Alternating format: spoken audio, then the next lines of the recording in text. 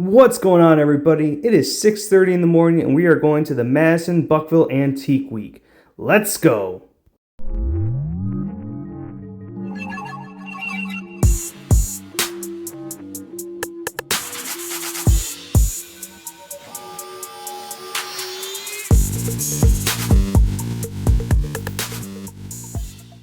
We had to get up here nice and early because this parking lot is going to be packed in about an hour.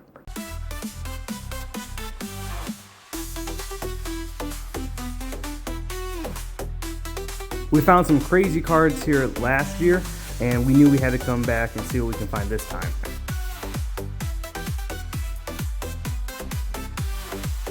People ask me all the time about my process, so I usually make a pile of crazy cards like that Reggie Jackson auto, and then I go back through and see what's a good deal and what's not.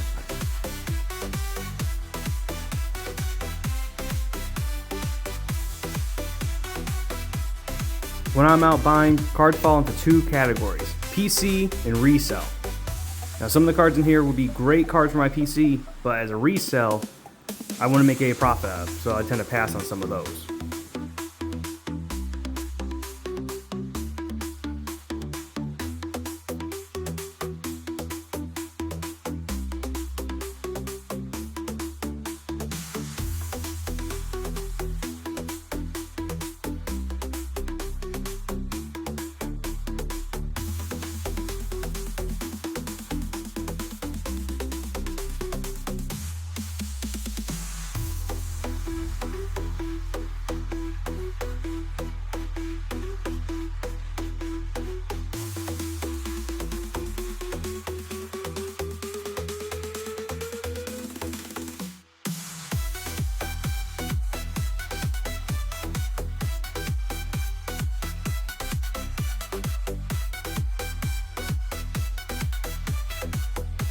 These cards are actually in an antique store with a lot of cool memorabilia and autographs. I spent a couple hours here last year, and they add stuff in all the time.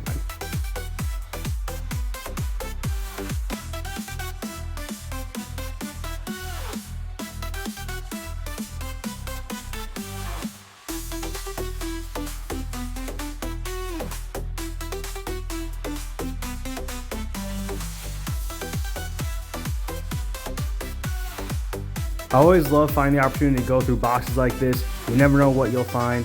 At the end, I'll show you some cards I picked out, which were a good combination of PC stuff and stuff I can flip for a profit.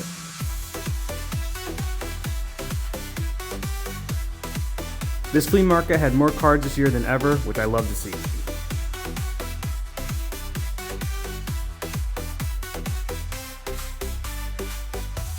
Some of these sellers are older and they don't really watch how the market has changed, so you can't be afraid to give them some information, show them recent comps, and sometimes they're willing to come down and make a deal. In this case, that wasn't really it. The guy was older and he didn't really want to move on his prices, which is fine, but just not for me who wants to flip for a profit.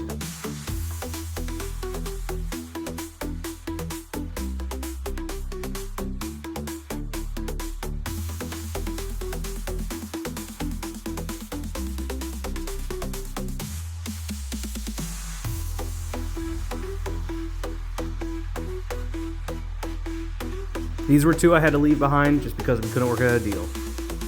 I love this antique week because of all the vintage cards. That Bob Lilly in the corner is going to look really familiar because I had to pick that up.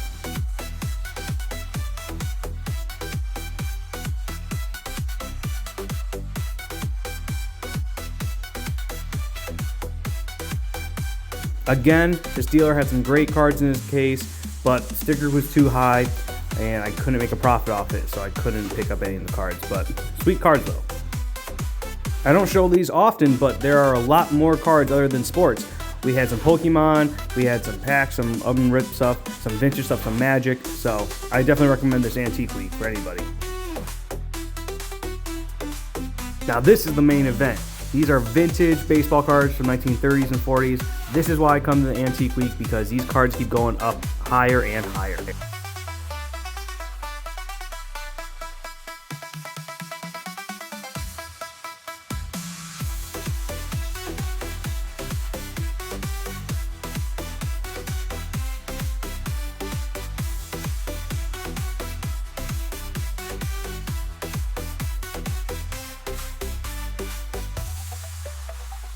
Working at the shop, I know that we sell a lot of Pokemon and Magic, so the market's out there for it. I just don't know enough about it yet to purchase these right now, but there might be some great deals out there for somebody.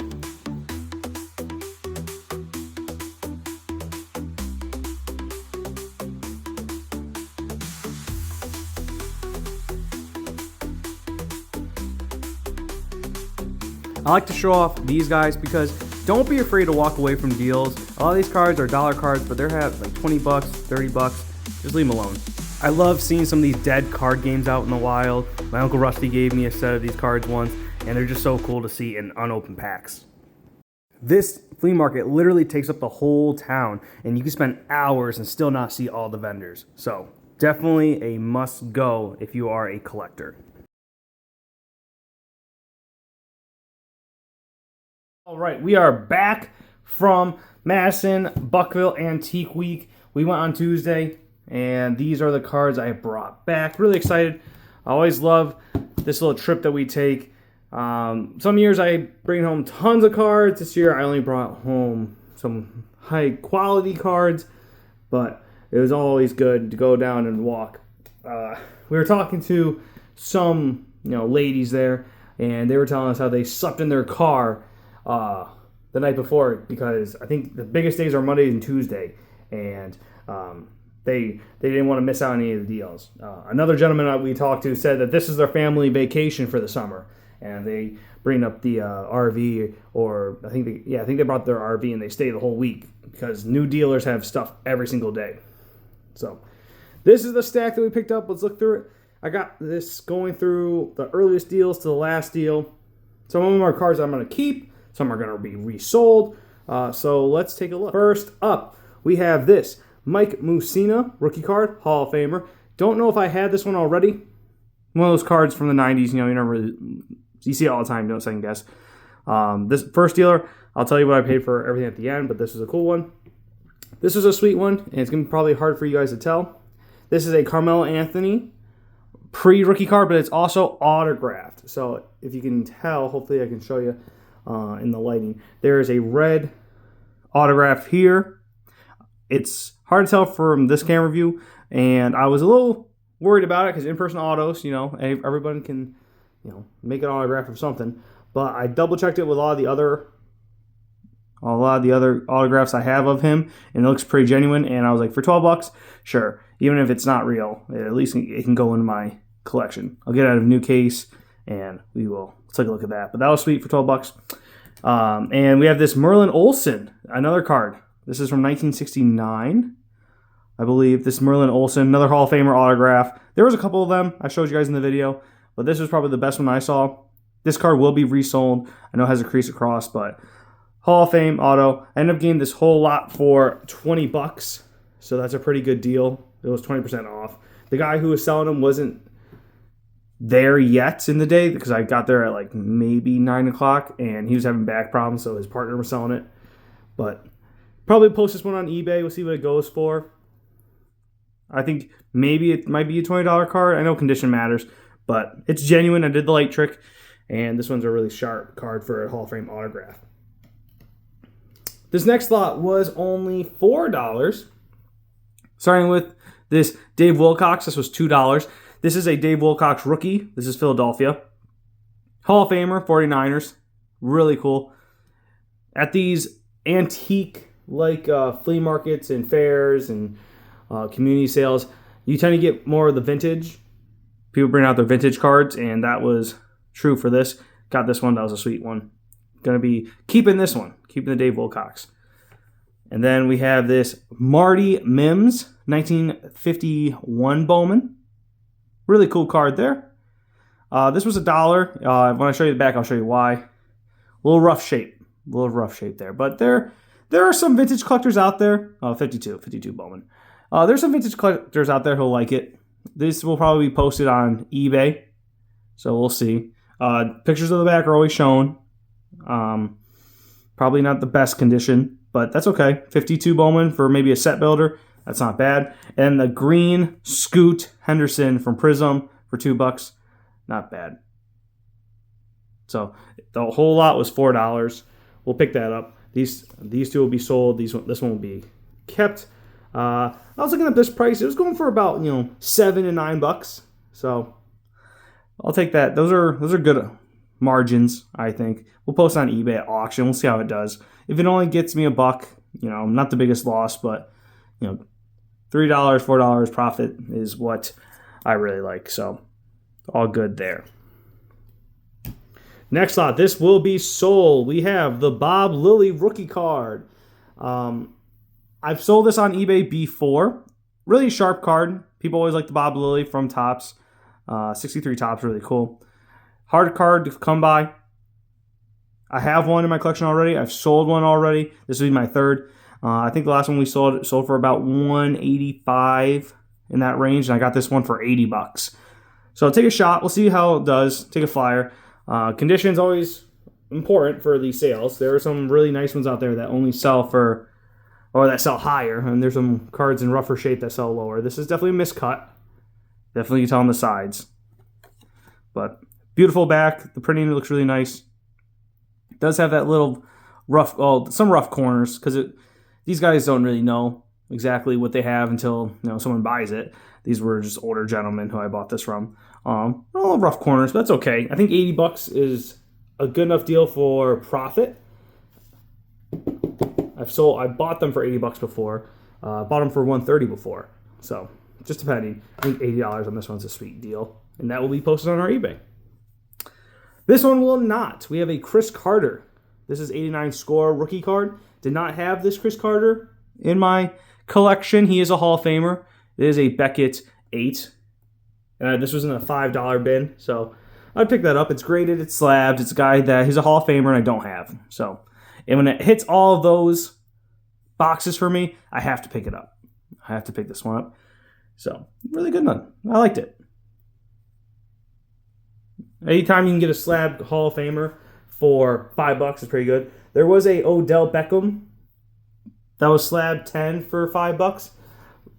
But, it was slabbed by one of those other companies that's not really accredited. So everything's a 10 to them. And I was like, maybe I could get $10 out of it, double my money. But I really didn't want to go through the hassle. This card is the only lot in this one, and it is what I got for it. I got it for $1. Chris Bosh, Fleer Platinum. This is a rookie card, 2003, 2004. That was his draft rookie year. I like it. Hall of Famer. Chris Bosh is probably the lowest selling Hall of Famer that I've noticed in a while. His stuff does not sell high. I picked up an autographed rookie of him for $40. And for a Hall of Famer of a modern day player, that's extremely low. There's modern players, active players now who are not even sniffing the Hall of Fame that their rookie autos are in the hundreds. So he is very slept on in the hobby, but not with this guy, not with me. I'm the right audience, so I picked that one up. Looking at all the other cards I bought today, kind of looking down. But this next lot was the biggest lot, and I'm going to show off these. So this lot I spent was $225. It was a premium cost because these are premium cards. All these cards are vintage, like 1930s and 40s, and they are rookie Hall of Famers. So I prayed a little bit higher. The first one, we have a, Epo Reichsey? So I don't know the most about these cards. This is probably the era of cards that I have the least amount in my collection, but I'm learning. This is the stuff I want a PC. Not active players, not guys who are going to fluctuate on a daily. These old Hall of Famers that will go up in price steadily, right? Hall of Fame, I think it's Hall of Fame in 74. Epo Reichsey. Hopefully I'm saying that correctly. But really cool. $100 on this one. I don't think these were the best deals on earth because they're so rare, right? If this walked into my store, I'm not getting the 60% comps that I'm given to normal cards because these cards don't come often. Hopefully you guys saw the dealer in the video. I'll give you his contact information at the end, and he does the Cooperstown card show when it's Hall of Fame weekend. But really cool one there. Got that one for $100. I got a discount at the end, but I'll show you all the rest of the cards. We have Frank O'Doyle, or O'Dowd, sorry. Frank O'Dowd. A lot of these guys were Hall of Famers even before my parents were born.